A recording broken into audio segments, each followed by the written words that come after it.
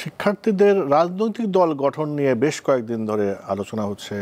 তারেক রহমানও মন্তব্য করেছে রাজনৈতিক দল গঠন সবাই করতেই পারে, কিন্তু রাষ্ট্রীয় সহায়তায় দল হচ্ছে কিনা বা সেদিকে যাচ্ছে কিনা, আপনি এই বিষয়ে আপনি কি বলবেন? যে রাজনৈতিক শিক্ষার্থীদের রাজনৈতিক দল গঠন হচ্ছে এটা আমরা বুঝতে পারছি, তারাও বলছে, কিন্তু প্রশ্ন হচ্ছে রাষ্ট্রীয় বা সরকারের সহযোগিতায় দল হচ্ছে কিনা। দেখেন, আপনি যদি আজকে থেকে ঠিক 1 মাস আগের একটা ঘটনা বলি আপনাকে, আমি পঞ্চগড়ে এই যে নাগরিক কমিটির যে মুখ্য সংগঠক সার্জিস আলম, সেখানে উনি বলেছিলেন যে এটা কোনো নাগরিক কমিটির কথা বলেছেন, এটা কোনো রাজনৈতিক দল হবে না, এটা একটা রাজনৈতিক শক্তি হবে।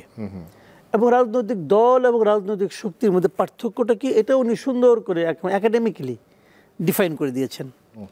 পাশাপাশি উনি এটাও বলেছেন যে বৈষম্য বিরোধী ছাত্র আন্দোলন এবং জাতীয় নাগরিক কমিটির মধ্যে মানে এইটা কোথায়, মানে আপনার দেয়ালটা কোথায়?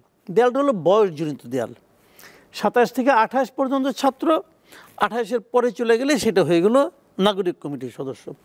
তাহলে মোটামুটি ভাবগতভাবে তারা সবাই এক, এবং এদেরই 3 জন প্রতিনিধি সরকারে আছে।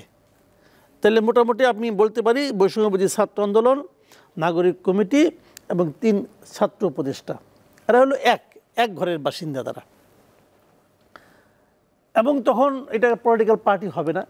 আবার পরশুদিন দেখলাম ওনাদের যে সদস্য সচিব আক্তার হোসেন, উনি বলছেন যে ফেব্রুয়ারির 2nd উইক নাগাদ তারা একটা দল হিসেবে আত্মপ্রকাশ করবে।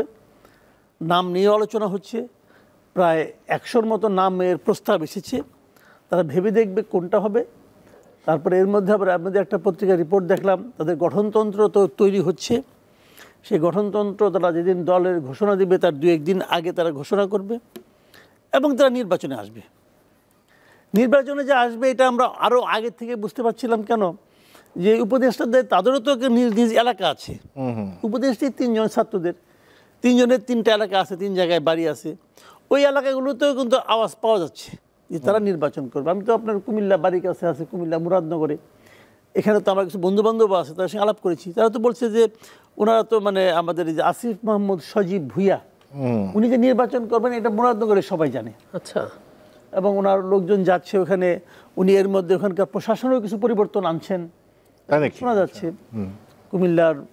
কুমিল্লার জেলারও কিছু প্রশাসনের চেঞ্জ আসছে। আর উনি তো এখন এলজিআইডি মিনিস্টার, ওনার সে ক্ষমতা, অনেক বড় ক্ষমতা আছে, অনেক বড় ক্ষমতা, এলাকার উন্নয়নের ক্ষমতা এখন পুরো তার হাতে।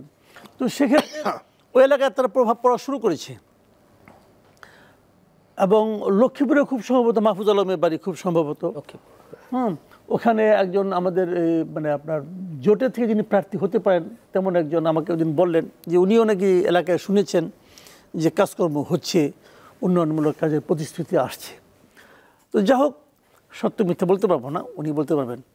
তো এটা উনি আমাকে বলেছেন, একদম সরাসরি বলেছেন। তো এই ধরনের ঘটনা কিন্তু ঘটছে। তার মানে ওনারা নির্বাচনে আলটিমেটলি যাচ্ছেন। এবং যে কথাটা আপনি বললেন যে সরকারি সহায়তা কিনা, হ্যাঁ সরকারি সহায়তা এটা নিয়ে আর মধ্যে কোনো দ্বিধা নাই। কারণ এখন ছাত্রদল যদি কোনো একটা দেখেন, বাংলাদেশে এই মুহূর্তে মাঠে থাকা ছাত্র সংগঠনগুলোর মধ্যে ছাত্রদল এবং ছাত্র শিবির এই দুটো হলো বড় সংগঠন। ছাত্রদল এবং ছাত্র শিবিরের দুটো যদি একত্রিত হয়, তাদেরও ক্ষমতা নাই এই বৈষম্যবিরোধী ছাত্র আন্দোলন যখন কোনো কর্মসূচি দেয় সেটা যতটা এই সরকারকে স্পর্শ করে ততটা স্পর্শ করার ওদের নাই। কাজে এখানে সংখ্যাধিক্য বড় কথা নয়, বড় কথা হলো যে কে কতটা হৃদয়ের কাছাকাছি অবস্থান করে। সেই দিক দিয়ে এরা এই সরকারের হৃদয়ের খুবই কাছাকাছি অবস্থান করে, এবং তারা যা কিছু করছে সরকারের আনুকূল্যেই করছে। এটা সাধারণ মানুষের মধ্যে এই ধরনের একটা পারসেপশন কাজ করে। এবং অনেক সময় দেখা যাচ্ছে এই সমস্ত ওরা বিভিন্ন জায়গায় যাচ্ছে, প্রশাসনের নানা ধরনের প্রোটোকল পাচ্ছে। এবং জেলা পর্যায়ে যদি আপনাদের পরিচিত বন্ধুবান্ধবদের মধ্যে অথবা ছোটো ভাইদের মধ্যে কেউ, এখন তো আমাদের যে ছোটো ভাই হবে, ছোটো ভাইদের মধ্যে যদি কেউ ডিসি থাকেন, একটু আলাপ করে দেখেন যে ডিসি সাহেবদের কাজকর্মে কে কতটা প্রভাব বিস্তার করছে। হ্যাঁ, বিএনপি, যুবদল অথবা ছাত্রদল তারা মাঠে হইচই করছে, কিন্তু প্রশাসনিক কার্যক্রমে অনুমতি না দিয়ে দরজা খুলে কারা ঢুকতে পারছে এটা খোঁজ করলে জানতে পারবেন। কাজে তারা কিন্তু প্রশাসনিক হেল্প পাচ্ছে।